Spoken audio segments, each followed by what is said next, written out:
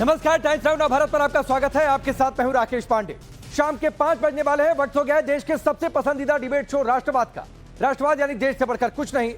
क्या स्वतंत्रता संग्राम सेनानी वीर सावरकर हिंदुत्व के ब्रांड एम्बेसडर हैं, इसीलिए कांग्रेस को सावरकर के नाम से चिढ़ है?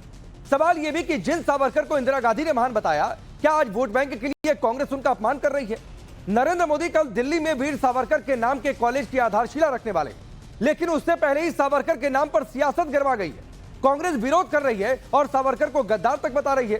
कांग्रेस नेता सरकार पर हमलावर है तो बीजेपी ने जोरदार पलटवार किया है। दिल्ली विधानसभा चुनाव से पहले सावरकर पर सियासत गरमा गई है।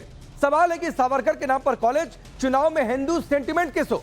आज इसी मुद्दे पर चर्चा, लेकिन उससे पहले इस रिपोर्ट को देखिए।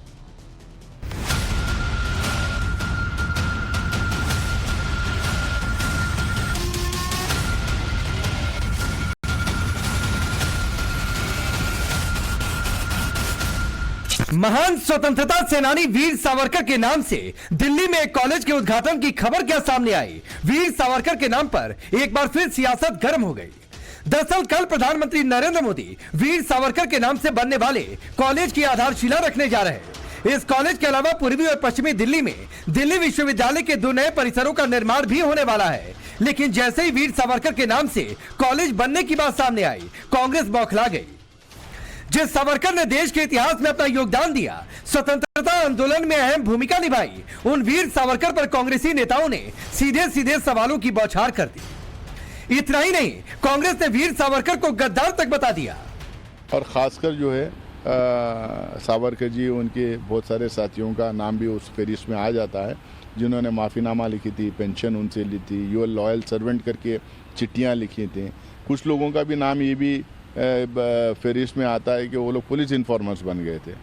तो जब आज़ादी का आंदोलन चल रहा था, ऐसे बैक स्टैबिंग जो लोग किए थे, उनको लेजिटिमाइज करवाना, उनको हीरोज बना के इतिहास के पन्नों में ज़बरदस्ती उनका नाम दर्ज करवाने की जो कोशिश की जा रही है, I oppose it because Savarkar knelt down before British and he was on pension of the British given by, and he tendered the apology. What message will go to the students that if they read the history, then their so-called hero was had tendered apology not once but 6-7 times. One, and second, that he opposed the constitution. That means that a person who was opposing this constitution is going to be declared a hero or a statesman. This is the thinking of BJP about the constitution. So whatever we say that they want to finish the constitution or they never trusted the constitution, it's proving it. Congress Veer Savarkar के नाम से college बनाने को शहीदों का अपमान और देश के इतिहास को धूमिल करने वाला बता रही है। सावरकर को दुनिया जानती है, जिन्होंने जाकर के माफी मांग करके आए, अंग्रेजों को उसमें जो है माफीनामा मांगा और लिख करके लिखित में पत्र है कि माने जब तक माने हम रहेंगे, हम अंग्रेजों के उसकी खिलाफत नहीं करेंगे।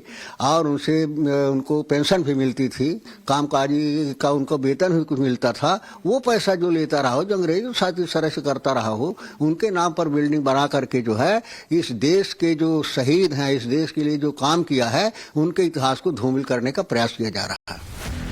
कांग्रेस ने सावरकर पर सवाल उठाए तो बीजेपी ने पलटवार किया। बीजेपी ने कांग्रेस से पूछा, क्या इंदिरा गांधी ने सावरकर को सम्मान दिया वो गलत था? बीजेपी आरोप लगा रही कांग्रेस की मानसिकता महान स्वतंत्रता सेनानियों को अपमानित करने की रही है। क्या इंदिरा गांधी जी गलत थी? क्या शरद पवार जी गलत है? क्या उद्धव ठाकरे जी गलत है? क्या यशवंतराव चौहान गलत है, जिन्होंने महानता की और सावरकर जी की प्रशंसा की? वो गलत थे क्या? और राहुल गांधी करेक्ट है? यही उनकी मानसिकता है कि हर एक जो महान योद्धा है स्वतंत्रता का, उनका अपमान करो, चाहे वो सरदार पटेल हो, चाहे वो आम्बेडकर जी हो, चाहे वो सावरकर जी हो, चाहे भगवान बिरसा मुंडा हो, क्योंकि केवल एक ही परिवार की चाटुकारिता करनी है। और आज सवाल कांग्रेस से नहीं, उद्धव ठाकरे से है। उद्धव जी और कितना सहन करेंगे अपमान? आपने हिंदुत्व को त्याग दिया, आपने मंदिर को त्याग दिया और अब आपने सावरकर जी को भी त्याग दिया। वरना तोड़िए इनके साथ गठबंधन और बताइए हिम्मत।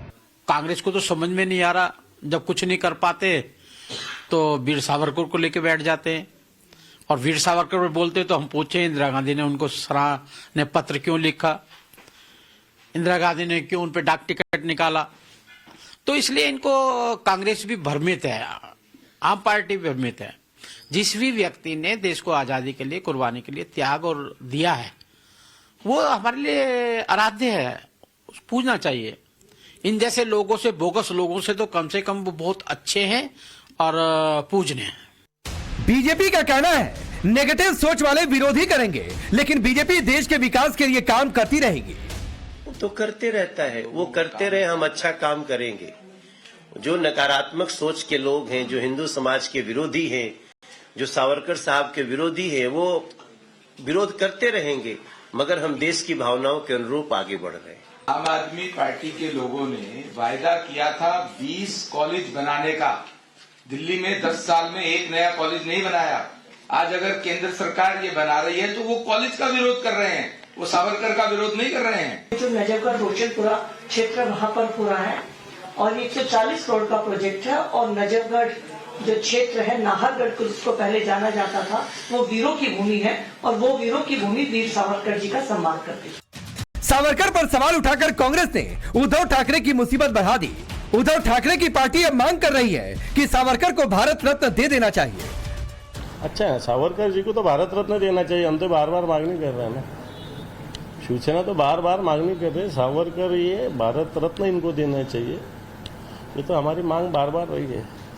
अच्छा, सिर्फ सावरकर का नाम कॉलेज को होके नहीं चलेगा, सावरकर के विचार भी सब में लाना चाहिए। सरकार सिर्फ सावरकर का नाम लेती है लेकिन विचार तो नहीं लाती। सावरकर के नाम से कॉलेज होने का जो लोग विरोध कर रहे हैं उनको जवाब दिल्ली विश्वविद्यालय की तरफ से भी मिला। डीयू के वाइस चांसलर ने कहा जो लोग सावरकर को देशद्रोही बताते हैं ये बहुत दुखद है। Some people are saying that he is देशद्रोही. It's a very painful statement. You cannot ignore the contribution of Savarkar in the history of India, freedom movement also, and no one can point finger that he has done anything against the interest of the country. He is the great son of India, and we don't believe in this. So what message will... It will give a very good message, and Savarkar is inspiration of young minds, of young and bright minds of India. अब सवाल है क्या दिल्ली में होने वाले चुनाव से पहले सावरकर का मुद्दा गर्मा गया।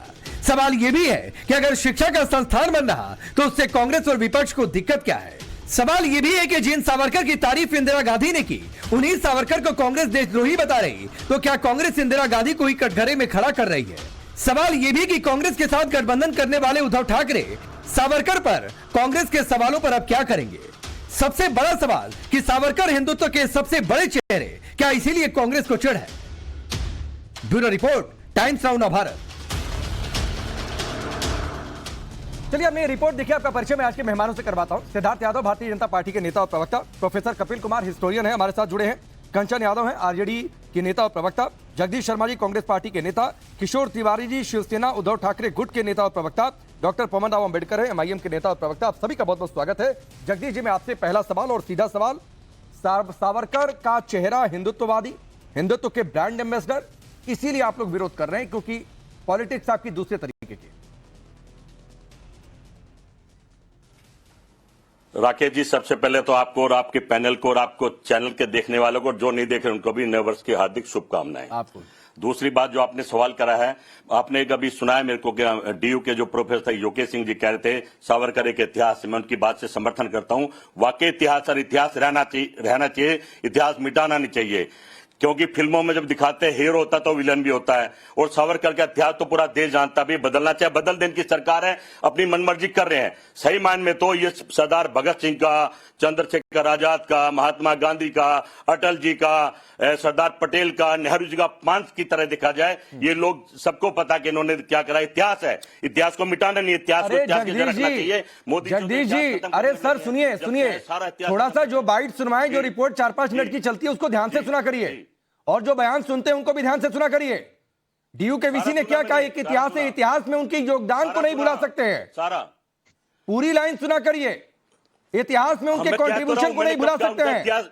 तो एक इतिहास पकड़ लिया, कंट्रीब्यूशन छोड़ दिया। अरे भाई राकेश पांडे जी, मैं यही तो समर्थन समर्थन कराऊं। इंदिरा गांधी ने क्या कहा था? इतिहास चलिए नहीं, मैं आपकी पार्टी की बात कर लेता हूं। का योगदान है। इंदिरा गांधी ने क्या कहा था? माफीनामा मांगा था। इंदिरा गांधी ने क्या कहा था? माफी मांग रहे थे।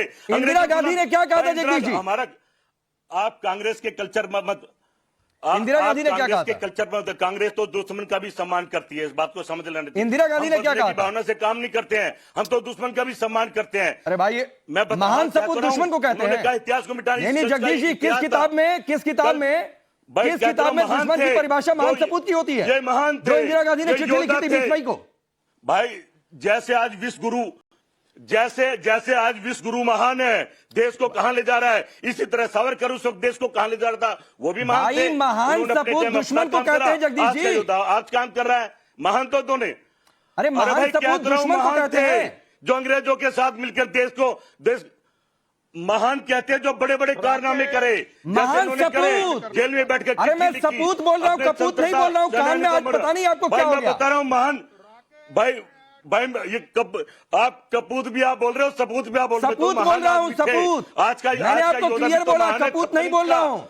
इंदिरा गांधी ने 20 मई 1980 को चिट्ठी लिखी और उसमें सावरकर को महान सपूत लिखा। मैंने कुछ नहीं बोला, कपूत या सपूत आप ही बोल रहे हैं। अरे भाई मैं सपूत बोल रहा हूँ, तो एक महान वही आपको क्लियर किया। चला रहा है, महान तो है ही। हाँ तो बोलिए, मैं कुछ नहीं बोल रहा हूँ, आप टेंशन मत लो, आप जो मर्जी बोलो। सावरकर आपके आदरणीय है। अच्छा, हिंदूवादी होने से चिढ़ है, कोई आपत्ति नहीं है। नहीं तो हमारे लिए तो हर स्वतंत्रता सेनानी आदरणीय है, हर स्वतंत्रता सेनानी सावरकर ही नहीं। ऐड करना चाहता हूं, धर्म में कहा जाता है किसी भी धर्म का अपमान मत करो। दीजिए जरा। हिंदू धर्म में कहा गया है कि हमारा धर्म किसी का भी अपमान नहीं करता। किसी फिर वही बात है, आप कहां चले गए? इधर उधर सब जगह चले आएंगे। मैं आऊंगा, सबके पास आऊंगा। सिद्धार्थ यादव एक रिप्लाई, ये इंदिरा कपिल जी, मैं आपके पास भी आऊंगा। सिद्धार्थ यादव पहले रिप्लाई कि ये जो है इंदिरा गांधी को नकार दे रहे हैं। ये महात्मा गांधी ने क्या कहा उसको नकार देंगे। पूछा हिंदू होने से चिढ़ है तो उसको भी आए बाएं दाएं कर दे रहे हैं। देखिए राकेश जी, कांग्रेस पार्टी की समस्या यह है कि जिन महानायकों ने भारत के स्वतंत्रता संग्राम में अपना योगदान दिया, जीवन का बलिदान दिया, ये किसी ना किसी ढंग से उनके क्रेडिट को कम करना चाहते हैं, उनके नाम को छुपाना चाहते हैं और उनकी यादें भारत के जनमानस के मन से हट जाएं। ये केवल इतना चाहते हैं, क्योंकि फितूर तो दिमाग पर कुछ और है। एक नेहरू को, एक गांधी परिवार को कैसे क्रेडिट दिया जाए? भारत के पूरे स्वतंत्रता संग्राम का एक ही नायक था। ये बात को दिखाने के चक्कर में ना कभी ड्यू क्रेडिट मिला बाबा साहब भीमराव अंबेडकर को, ना कभी ड्यू क्रेडिट मिला सुभाष चंद्र बोस को, और ना ही कभी ड्यू क्रेडिट दे पाए वीर सावरकर जी को। और आज की कांग्रेस तो और भी बदतर हो चुकी है। इंदिरा गांधी जी ने पत्र लिखा था और उन्होंने कहा था कि Veer Savarkar was a son of the soil. जिनको Indira Gandhi ji son of the soil मांगती थी, तो मैं तो कांग्रेस पार्टी के प्रवक्ता से पूछना चाहता हूं कि दादी जी ठीक थी कि पोते जी ठीक थे? और मैं एक बात और कहूंगा राकेश जी, बड़ी महत्वपूर्ण बात, अभी उन्होंने क्या बोला कि माफी मांगते थे, माफी मांगी थी और ऐसा था वैसा था। एक बार इतिहास को जाकर के ठीक से पढ़िएगा, माफी तो जवाहरलाल नेहरू ने भी मांगी थी। जवाहरलाल नेहरू ने अपनी किताब, अपनी ऑटोबायोग्राफी में यह लिखा था कि 12 दिन जेल में रहने के बाद I was ashamed of entering the jail, I apologize. Page number 116, Jawaharlal Nehru autobiography 1961। Jawaharlal Nehru ने तो तब भी माफी मांगी थी जब कंटेम्प्ट ऑफ कोर्ट के। नहीं ठीक है सिद्धार्थ जी, मैं आपको रोक रहा हूं। मैंने इसीलिए आज खास तौर पर डिबेट में कपिल जी को इनवाइट किया था, और इसलिए इनवाइट किया था कि हिस्टोरियन का होना भी बहुत जरूरी है। अब कपिल जी मुझे एक बात बताइए, कह रहे हैं माफी की बात, अभी मैं सबके पास भी जाऊंगा और कमोबेश हो सकता है कि विपक्ष की लाइन यही रहे। तो भाई ये सोची समझी रणनीति के तहत दया याचिका डाली गई थी, इसको क्यों माफी और गद्दार से नैरेटिव सेट किया जा रहा है? और दूसरी बात है, अगर यही नैरेटिव सेट करना है तो फिर नेहरू जी जिसका जिक्र कर रहे हैं सिद्धार्थ यादव, उनके मामले में नैरेटिव क्यों नहीं सेट होता है? फिर मैं जरा थोड़ी और आगे बात बढ़ा दूं नैरेटिव सेट करने को लिए। उसके बारे में आप क्या कहेंगे जिन्होंने अंग्रेजों से मिलकर आजादी की जगह 15 अगस्त के दिन डोमिनियन स्टेटस दिलवा दिया और ये कह दिया कि आजादी 2-3 साल रुक सकती है, और सबूत दे दूंगा मैं अगर ये मांगेंगे तो। उसके बारे में आप क्या कहेंगे कि अंग्रेजों का नौकर कौन था जिन्होंने भारत का पहला गवर्नर जनरल एक अंग्रेज माउंटबेटन को बनाया? वो क्या था जिन्होंने अंग्रेजों के सेनापति रखे, वायुसेना के सेनापति रखे, सेना के वो रखे अंग्रेजों को, जो स्वदेशी की बात करते थे। इन्हें स्वदेशी का कोई आदमी नहीं मिला था। उसके बारे में आप क्या कहेंगे कांग्रेस के बारे में जिसने ऊधम सिंह को ये कहा था कि ये इसका कार्य एक पागल आदमी का कार्य है और हम जो वार्तालाप अंग्रेजों से समझौते की कर रहे हैं उस पर इसका असर नहीं पड़ेगा। उस कांग्रेस के लिए आप क्या कहेंगे जिसने 42 के आंदोलन में जितनों ने हिस्सा लिया था और जो घटनाएं हुई थी उससे सबने कांग्रेस ने पल्ला झाड़ दिया था कि हमारा इनसे कोई मतलब नहीं था। इसलिए मैं बार बार हाथ जोड़ के कहता हूं कि भैया देश के जो क्रांतिकारी हैं उनको विचारधाराओं में मत बांटो। उन सब ने अपना अपना योगदान दिया है, इस तरीके से विचारधाराओं में बांटो। कि मुझे एक बात बताइए, अगर डोमिनियन स्टेटस और स्वतंत्रता में फर्क नहीं था तो गांधी ने 1927 में क्यों पूर्ण स्वतंत्रता का शब्द हटवाया था नेताजी के कहने के ऊपर? और ये वो कांग्रेस जिसने 1973 तक आजाद हिंद फौज के सैनिकों को स्वतंत्रता सेनानी नहीं माना, जिसने आज तक जो भारतीय नौसेना के ठीक है सर, मैं आता हूं और इस पर सीधे कांग्रेस से जवाब भी लूंगा। कंचन जी आ रहा हूं, लेकिन उससे पहले किशोर तिवारी, और इसलिए आपके पास तिवारी जी आ रहा हूं क्योंकि ये तो सवाल पूछा जा रहा है। बीजेपी कह रही है कि जो सावरकर का अपमान करे आप उसके साथ रहेंगे क्या? तो पहले क्लियर कर दीजिए सर, क्या स्टैंड है आप लोगों का? देखो, जो कुछ भी डिबेट हो रही है या कांग्रेस की जो बयानबाजी हो रही है, उद्धव ठाकरे की सूचना उससे सरोकार नहीं रखती। और स्वतंत्र वीर सावरकर ये महाराष्ट्र के लिए आराध्य है और उनको भारत रत्न मिले इसके लिए हम बात करते थे।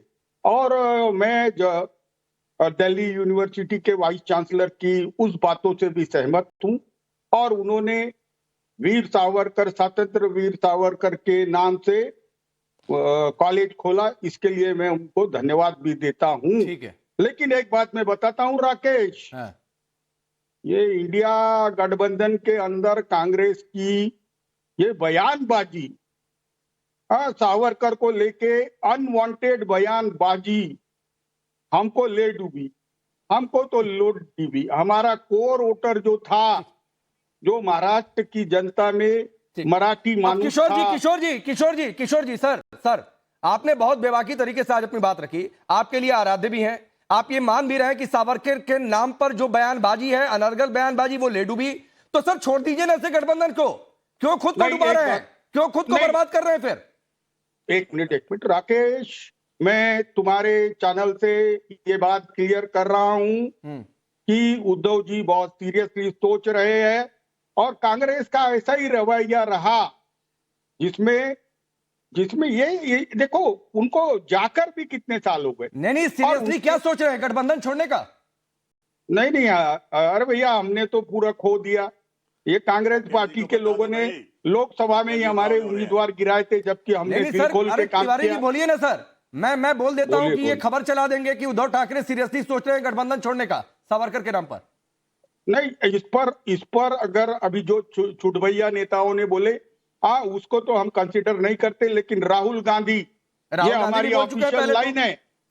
नहीं किशोर तिवारी जी, मुझे एक चीज क्लियर कर दीजिए सर, क्या मैं ये ब्रेकिंग चलाऊं कि उद्धव ठाकरे गठबंधन तोड़ने के बारे में सोच रहे हैं, अपने आप को अलग करने के बारे में सोच रहे हैं क्योंकि सावरकर के नाम पर अनर्गल बयानबाजी हुई है, कांग्रेस ने सबसे ज्यादा की है? एक मिनट राकेश, मैं क्लियर कर रहा हूं फिर से कि सावरकर का बार बार अपमान करना और हमारे हिंदू वोटर्स को छेड़ना, तुष्टीकरण की राजनीति, ये कांग्रेस के सब चीजों से हमें विधानसभा में बहुत बड़ा नुकसान पहुंचा है।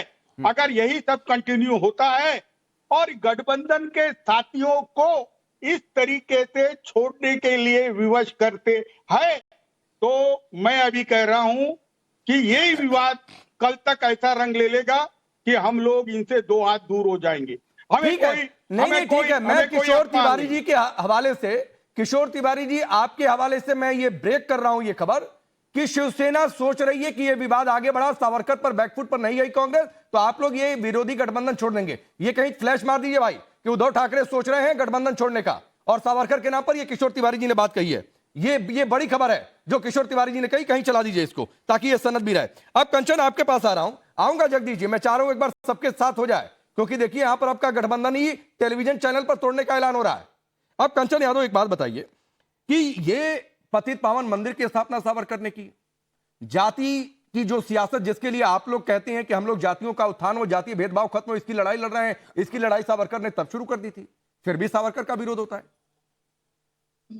नहीं, इसमें बहुत सारी चीजें हैं जो बिहाइंड बिटवीन द लाइंस होती हैं, आप उसको नहीं कर रहे हैं। अगर आप गठबंधन तोड़ने की बात कर रहे हैं, पहले मैं इसको बोलूं तो अंबेडकर जी का जो अपमान अमित शाह जी ने किया, उस पर कितनी पार्टियों ने तोड़ा। चिराग पासवान ने क्या छोड़ दिया एनडीए? क्या जीतन राम मांझी ने छोड़ दिया एनडीए? एक शब्द भी नहीं बोले उनके खिलाफ। अमित शाह जी को माफी मांगने के लिए भी नहीं बोले। और क्या उनके फादर होते अभी ऐसे छोड़ देते? नहीं छोड़ते। तो आप गठबंधन पे मत जाइए। लेकिन जहां तक बात जो गांधी जी को मारने अरे मैं कहा गया मैडम, वो तो किशोर तिवारी जी ने कहा, मैंने तो उसको ब्रेक कर दिया खबर। मैंने कहा मैं आपको कह रही हूँ कि 1909 में गांधी जी जब मिले थे लंदन में सावरकर जी से, और उस पर उनकी बहस हुई थी, बहुत सारे डिसएग्रीमेंट थे। इवन फ्रीडम स्ट्रगल में नॉन वायलेंस और वायलेंस को लेकर डिसएग्रीमेंट थे, हिंदुत्व के डेफिनेशन को लेकर डिसएग्रीमेंट थे। लेकिन फिर भी ठीक एक्नॉलेज किया। ये कांग्रेस की रणनीति रही है कि हर किसी को एक्नॉलेज किया है, लेकिन जो तथ्य है उसको भी नहीं। हम पूरा देश, अगर यहाँ पर 80% हिंदू है, तो किसने ये कह दिया कि हिंदुत्व के सबसे बड़े आइकन है सावरकर? गांधी क्यों नहीं हो सकते? क्या गांधी हिंदू नहीं थे? किसने आपको कहा कि हम सावरकर, पूरा हिंदू जो है सावरकर को सबसे बड़ा हिंदुत्व का आइकन मानता है, हिंदू का आइकन मानता है? हम नहीं मानते। अगर किशोर तिवारी जी मानते हैं तो हम उससे कोई आपत्ति नहीं है। सावरकर को क्या मानती है? आप सावरकर को क्या मानती है? हमें कोई आपत्ति नहीं। अगर किशोर जी मानते हैं, हम उनको वही मानते हैं जो उन्होंने लेटर में लिखा, मर्सी मर्सी मर्सी माफीनामा, हम उनको वही मानते हैं। लेकिन सावरकर जी से हम कतई इत्तेफाक तो नहीं रखते। नेहरू जी के माफीनामे पर जिसको कोट कर रहे हैं सिद्धार्थ यादव, उस पर भी बोल दीजिए कंचन यादव। सिद्धार्थ यादव जो कोट कर रहे हैं, मैं उनको बता देती हूँ, 1909 में गांधी जी जब मिले थे, उसके बाद वो माफीनामा लिखे थे। 1911 10-11। अरे गांधी जी ने भी सावरकर को सजेस्ट किया था भाई, तुम्हें मालूम भी है इतिहास। गांधी जी ने भी सावरकर को सजेस्ट किया था कंचन यादव की तरीके से। नहीं, थोड़ा इतिहासकार है, थोड़ा इज्जत से बोलिए। इतिहासकार है, पढ़ के आइए, उसको आप माफीनामा बता रही है, इज्जत से बोलिए। आप लोग किसी भी वीर को, क्रांतिकारी की बेइज्जती करती रहे और अपने लिए इज्जत चाहती है। हम नहीं मानते सावरकर को अपने लिए इज्जत चाहती है। हम माफी भी जरा एक दिन आदमी कोठरी में जाकर के दिखा दीजिए। आपके पास अंडमान की जेल आज भी मौजूद है ना? हिंदू नहीं थे जब अम्बेडकर जी ने बोला कि ठीक है जाति। आपको मालूम है नेहरू ने अंडमान की जेल तोड़वाने के आदेश दे दिए थे? लाल बहादुर शास्त्री जी ने बताया था उसको, क्रांतिकारियों की धरोहर मान के। और मोरारजी देसाई ने फिर भी 4 विंग अच्छा नहीं, एक मिनट कपिल जी सर, कंचन जी सुनिए। सिद्धार्थ यादव बस 30 सेकंड दीजिए, आ रहा हूं। कंचन यादव, आपने कहा ना कि गांधी जी से मुलाकात हुई, उसके बाद नेहरू जी ने चिट्ठी लिख दी थी। अब मैं 25 जनवरी 1920 को नारायण सावरकर को जवाब दिया था गांधी जी ने, और उस चिट्ठी में उन्होंने लिखा था कि मैं सुझाव दूंगा कि एक याचिका बनाएं जिसमें तथ्यों के साथ यह कहा जाए कि आपके भाई के द्वारा किए गए अपराध, भाई मतलब सावरकर के द्वारा किए गए अपराध पूरी तरह से राजनीतिक है। और उसके आगे जो उन्होंने कहा था, उसके बाद यह कहा गया था।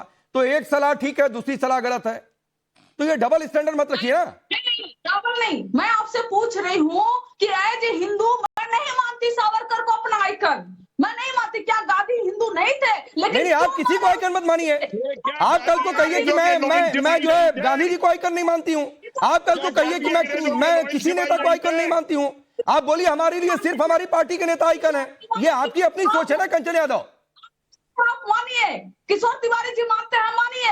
हम कौन थोपने को कह रहा है? किशोर तिवारी जी माने। यहाँ पर इतिहासकार के नाम पर बैठे हैं, बेवजह चिल्ला रहे हैं। अरे इतिहासकार के नाम पर नहीं बैठे, इतिहासकार है। हम किसी को किसी के नाम पर नहीं बुलाते कंचन यादव। आपको भी आरजेडी के नाम पर नहीं बुलाया, आरजेडी की नेता प्रवक्ता है इसलिए बुलाया। तो कपिल जी भी इतिहासकार है इसलिए बुलाया। अरे भाई, इनके आइकन तो लालू यादव है जिन्होंने 4 घोटाले किए हैं। चारा घोटाला इनका आइकन है, राष्ट्रवादी लोड़ा हो गए। ठीक है। गांधी के हत्यारों को हमने नहीं दिया है। गांधी के हत्यारों को हम हिंदू का आइकन कभी नहीं बनने देंगे। अरे भाई आप कहाँ ना, ओहो आप कहाँ नाथुराम गोडसे पर चली जा रही हैं। चलिए ठीक है, सिद्धार्थ यादव 30 सेकंड और दीजिएगा। पवन भाई अभी तक बोल नहीं पाए, एक साथ सबका रिप्लाई करिएगा। अब पवन राव अम्बेडकर, एक लाइन का जो सवाल मैंने पहला पूछा था वो सवाल दोबारा पूछ रहा हूं। क्या ये सिर्फ हिंदुत्ववादी चेहरा होने की वजह से सावरकर का विरोध हो रहा है, आड़ में तुष्टीकरण की पॉलिटिक्स है, या फिर आप लोग कोई वजह और देखते हैं? राकेश साहब बहुत बहुत शुक्रिया। राकेश साहब, पिछले 1 शताब्दी से ज्यादा में अगर कोई विवादित चेहरा रहा है तो वो है सावरकर साहब। अब सावरकर साहब विवादित क्यों हैं? कारण इसका यह है कि जब से इन्होंने ये जो कार्य किया है हिंदुत्व का, और आज जिस विचारधारा को लेकर के इस देश में जो शासन सत्ता पर हैं वो हिंदू विचारधारा है, और इस देश में जो नफरत का पहला बीज जो बोया गया वो सावरकर के द्वारा बोया गया। और सावरकर को कब आप वीर कहते हैं, मैं एक जो है एक क्रोनोलॉजी के तहत आपको बताना क्या कहेंगे? वीर ना कहें। आप सुनिए ना, आप सुनिए ना, जिसको अंडमान जेल की, सेलुलर जेल की सजा हो जाए, वो क्या सिंगापुर, थाईलैंड, वियतनाम घूमने के लिए सजा हुई थी क्या? राकेश साहब अब आप सुन लीजिए। नहीं आप कह रहे हैं ना पहले। नहीं मैं सुन लूंगा, आपकी सारी बात सुनूंगा, लेकिन आप कह रहे हैं आप वीर कहिए, तो वो थाईलैंड, वियतनाम दुनिया भर घूमने के लिए हुई थी क्या सजा? अब राकेश साहब पहले जवाब सुन लीजिए, फिर आप अपनी बात रखिएगा। 1921 के बाद से जिस तरह से इस देश में धर्म के नाम पर नफरत फैलाने का उन्होंने एक प्रोपेगेंडा फैलाया, हिंदुत्व के नाम पर एक नई लकीर खींची, और आश्चर्य देखिए जिस तरह से इन्होंने मुसलमानों का विरोध किया, इनका रूप हर पल पल बदला। जिस मुसलमान का विरोध किया 1939 में, उसी के साथ इन्होंने जो है मिलकर के सरकार बनाई। जिस तरह से इन्होंने अछूतों को लेकर के बात कही, उसी तरह से मनुस्मृति का समर्थन किया। मनुस्मृति जब 1927 में बाबा साहब ने जलाया और इन्होंने मनुस्मृति को जिंदा करने के लिए, मनुस्मृति को जिंदा करने के लिए पतित पावन की जो है बात रखने का काम किया। आप इस तरह से जो है आप सावरकर को वीर किस आधार पर कह सकते हैं, जब ये बाबा साहब की शव यात्रा निकालते हैं, बाबा साहब जब हिंदू कोड बिल का निर्माण करते हैं, तो यही हिंदू महासभा बाबा साहब का विरोध करती है और दिल्ली में जो है उनका पुतला जलाने का काम करती है। सावरकर का जो आप जिक्र कर रहे हैं और हिंदू महासभा का जिक्र कर रहे हैं, इन सबके आने से पहले दंगे हो चुके हैं। इनका विश्लेषण, तो उस समय कौन बीज बो रहा था? पवन राव अम्बेडकर।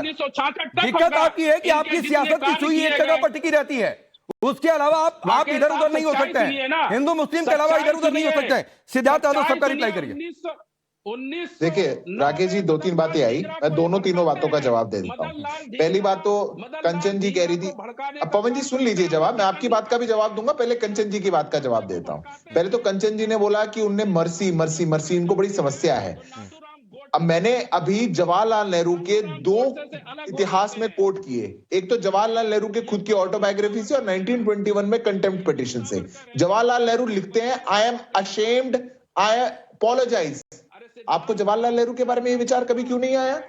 अभी यहाँ पे बैठ करके पवन राव अम्बेडकर कह रहे हैं कि एक शताब्दी से जो सावरकर है वो एक डिस्प्यूटेड फिगर है, एक शताब्दी से नहीं है। 1980 में देश की प्रधानमंत्री, कांग्रेस की बड़ी नेता, उन्होंने पत्र लिख करके कहा था he is a remarkable son of India, तो वो एक शताब्दी से नहीं थे। ये 50 सालों में जो नया गांधी परिवार आया, ये जो नया विपक्ष आया, इनको ये लगने लगा कि हमें कौन विलन बनाना है देश का, हमें विलन ऑफ इंडिया को बनाना पड़ेगा, तो आप सावरकर को ले आए। 2 बार, मैं तो पूछता हूं जितने पैनलिस्ट यहां बैठे हैं, 2 बार अगर आपको आजीवन कारावास की सजा सुनाई गई हो, एक स्वतंत्र वीर सावरकर के अलावा आप नाम बता दीजिए देश के स्वतंत्रता संग्राम में काम करने वाले का, एक हमारे साथ एक वीर का, उनको 2 आजीवन कारावास सुनाई गई, और यहाँ बैठ पवन राव अम्बेडकर ध्यान दे रहे हैं। ठीक है पवन भाई 1 मिनट दीजिए, आपके पास आऊंगा। 2 लोगों का जवाब दिया है सिद्धार्थ यादव ने, दोनों लोग के पास जाऊंगा बारी बारी से, फिर सिद्धार्थ के पास भी जाऊंगा। कंचन यादव पहले आप। नहीं, कब वीर हो गए भाई? नहीं, ये कौन सी हिस्ट्री कोट कर रहे हैं? नेहरू जी ने क्या जेल से निकलने के लिए माफीनामा लिखा था सावरकर की तरह? कौन सी हिस्ट्री को कोट कर रहे हैं आप भाई? मैं कोट कर रहा हूँ, contempt of court apology 1921। Gandhi को मानने वाले मैं पूछ रही हूँ, मेरा एक सवाल इतना पूजनीय है आपके लिए, तो बाबा साहब को जब मंदिर के उद्घाटन के लिए बुलाए थे और बाबा साहब ने हिंदुत्व के मुद्दे पर जो उनसे डिबेट किया और बोला वर्ण व्यवस्था खत्म होनी चाहिए, तो सावरकर ने क्यों नहीं माना? क्यों नहीं चाहते थे सावरकर? मैं इसका जवाब देता हूँ राकेश जी। इन लोगों की दिमाग, कंचन जी आपने सवाल पूछा, जवाब ले लीजिए। कंचन जी आपने सवाल पूछा, जवाब दीजिए, बोलिए सिद्धार्थ यादव। राकेश जी के दिमाग में गलत फितूर घुस चुका है। जितना डिसएग्रीमेंट बाबा साहब भीमराव अम्बेडकर और महात्मा गांधी का था, किसी का नहीं हो सकता। जो बाबा साहब भीमराव अम्बेडकर ने नेहरू जी के लिए कहा था, कोई नहीं कह सकता। जो उन्होंने अपनी पार्टीशन ऑफ इंडिया किताब में देश में मुसलमान वर्ग के लिए कहा था, कोई नहीं लिख सकता। और ये लोग पता नहीं कौन सी हिस्ट्री पढ़ते हैं। मैं आपसे सवाल पूछता हूँ, अगर बाबा साहब एक मिनट सिद्धार्थ यादव कंचन जी स्क्रीन पर सिर्फ एक मिनट मैं सिंप्लीफाई करता हूँ। कंचन जी, मैडम सुनिए, इस समय स्क्रीन पर सिर्फ आप और सिद्धार्थ यादव हैं। मैं 1 से 1.5 मिनट आप दोनों लोगों को देता हूं, सुनकर बातों का जवाब दीजिए। कंचन आपने सवाल पूछा था, सिद्धार्थ यादव रिप्लाई करने, फिर आप बोल लीजिएगा। स्क्रीन पर रखिए नहीं दोनों लोग को 2 मिनट के लिए। मैं बस 30 सेकंड में अपनी बात कहता हूं राकेश जी। जितना डिसएग्रीमेंट बाबा साहब भीमराव अंबेडकर और महात्मा गांधी जी में था, किसी में नहीं था। जितना डिसएग्रीमेंट बाबा साहब भीमराव अंबेडकर और जवाहरलाल नेहरू में था, किसी में नहीं था। बाबा साहब भीमराव अंबेडकर ने नेहरू के बारे में क्या कहा था, अगर आप उनकी ऑटोबायोग्राफी पढ़ लेंगे, कंचन जी शो छोड़ के भाग जाएंगे आपका। उन्होंने कहा था जिन्ना और नेहरू भारत के पार्टीशन के लिए इक्वली जिम्मेदार हैं। उन्होंने देश के इस्लामिक रेडिकल इस्लामिक लोगों के लिए क्या कहा था, मुसलमान वर्ग के लिए क्या कहा था, अगर वो यहां पे टीवी पे मैं कह दूंगा, कंचन जी को मुंह छुपाने के लिए जगह नहीं मिलेगी। और रही बात बाबा साहब के सम्मान की, एक फैक्ट आपके शो पे बताता हूं। 2001 से पहले भारत का डेफिनेटिव पोस्टल स्टैंप केवल जवाहरलाल नेहरू और इंदिरा गांधी पर था। भारतीय जनता पार्टी की सरकार आई, हमने बाबा साहब भीमराव अंबेडकर को भी दिया, हमने सुभाष चंद्र बोस को भी दिया। बोलिए, ये लोग इतिहास को मोड़ना चाहते हैं ताकि कोई भी ना रहे। एक सेकंड, इतिहास को नया इतिहास लिखने वाले सिद्धार्थ यादव जी, पहले मुझे ये बताइए, नेहरू जी की कोई काम आपको पसंद नहीं आता, कोई बात आपको पसंद नहीं आती, देश को बर्बाद करने वाले नेहरू जी हैं, इंदिरा गांधी जी हैं, और इंदिरा गांधी जी और नेहरू जी का न जाने कहां से कोट लाकर आज उनके समर्थन में उतर आए हैं आप लोग। दो मुंह कौन उतरा? मैं कह रहा हूं बाबा साहब भीमराव अंबेडकर नेहरू जी के खिलाफ थे।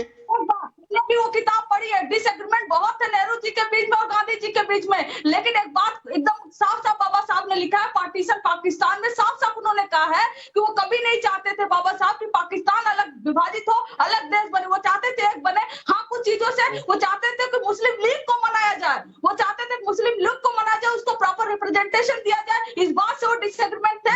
लेकिन जिस ठीक है, मैं आगे बढ़ रहा हूं, कंचन जी नेहरू के मर्सी पिटीशन का जिक्र कर रहे हैं, तो आपको यह बताना चाहिए था कि नेहरू का मर्सी पिटीशन ठीक हो गया और सावरकर का मर्सी पिटीशन गलत कैसे हो गया? मर्सी पिटीशन नेहरू का नहीं था, झूठ यहाँ पर कोर्ट मत करिए। मर्सी पिटीशन था सावरकर का, जिसको उन्होंने साफ कहा था। अच्छा कपिल जी, अच्छा रुकिए, सिद्धार्थ यादव ने बोला है। कपिल जी मुझे बताइए, आप इतिहासकार हैं, पंडित जवाहरलाल नेहरू ने मर्सी पिटीशन दिया था या नहीं दिया था? क्या चीज? पंडित जवाहरलाल नेहरू के मर्सी पिटीशन का जिक्र सिद्धार्थ यादव कह रहे हैं, कंचन यादव बोल रही है वो गलत कोट कर रहे हैं। आप बताइए सही क्या है? अरे वो मर्सी पिटीशन उनके पिताजी मोतीलाल नेहरू ने लिखी थी, और उसमें ये लिखा था कि मेरा बच्चा एक काम दोबारा नहीं करेगा, पूरी की पूरी मौजूद है।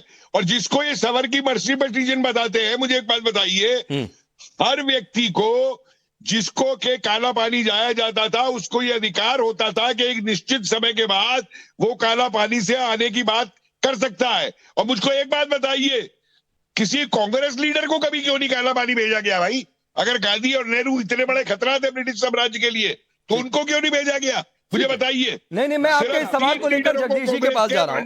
जगदीश जी, एक तो कपिल जी की बात का जवाब दीजिए, और दूसरी बात किशोर तिवारी जी की बात का, कि भाई वो तो कह रहे हैं कि आप लोग ऐसे ही करते रहिए, हम निकल लेंगे पतली गली से। देखिए राकेश पांडे जी, जब आपने कहा कि मैंने कपिल जी को स्पेशल शो पे बुलाया, मैं जब भी समझ गया था कि कपिल जी कांग्रेस विरोधी है, नेहरू परिवार विरोधी आदमी है, और वैसी बात कर रहे हैं। कहने ना कि मैं समझता हूं ये तो इतिहास है हमारा कि माफी किसने मांगी थी, किस लिए मांगी थी, क्या क्या कर रहे, कोई तथ्य नहीं, आपको कोई तथ्य नहीं पता। आप तो गांधी परिवार के चिड़े हो, आप तो कांग्रेस पार्टी के चिड़े हो, आप कौन से साहित्यकार हो, मुझे समझ में नहीं आ रहा। पहली बार हमने आपका नाम भी नहीं सुना। वैसे किसी को बैठा देंगे साहित्यकार, किस जंगल साहब साहित्यकार है, आपको नहीं पता कि सावरकर भी नहीं है, आपको इस बात का नहीं पता कि सावरकर भी नहीं है, अपने जवानों को मरवाने के लिए मुंहफरी करते थे अंग्रेजों की। सावरकर अंग्रेजों की मुंहफरी कहते थे, मुझे हमारे जवानों को फौज में भर्ती कराते थे, हमारे जवानों को अंग्रेजों की फौज में भर्ती कराते थे। जगदीश भाई सुनिए, जगदीश भाई सुनिए, सवाल सुनिए, और गांधी परिवार के जगदीश भाई सवाल सुनिए, भाई सवाल सुनिए। आप कपिल जी को छोड़ दीजिए, आप कपिल जी को छोड़ दीजिए, आपके हिसाब से कपिल जी की बात गलत है तो वो छोड़ दीजिए। अरे जगदीश जी सुना करिए, भाई सवाल सुनिए। 1920 में यंग इंडिया में महात्मा गांधी ने लिखा कि सावरकर बंधुओं को राजशाही माफीनामे का फायदा मिलना चाहिए, उनके खिलाफ हिंसा का कोई सबूत नहीं है।